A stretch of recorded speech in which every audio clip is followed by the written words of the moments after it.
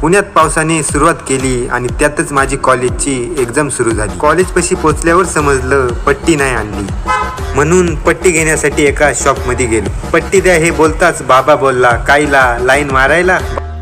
गजब टोपीबाज आदमी.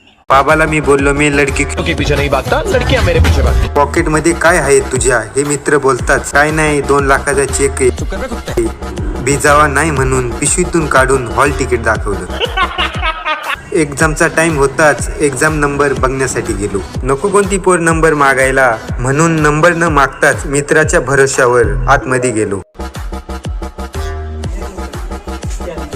लिफ्ट मधून आम्ही जास्तच वर आलोय हे समजताच मित्राला बोललो. पेपर देऊन कॉलेज मधून निघताच मित्राला भेटून राम राम करून मी तिथून निघालो. जाता जाता काम 25 करू म्हणून सारस बागेच्या इथे पाणीपुरी खाण्यासाठी थांबलो. पाणी कमी आणि पुरी मोठी अशी बकवास पाणीपुरी खाऊन मी तिथून निघालो.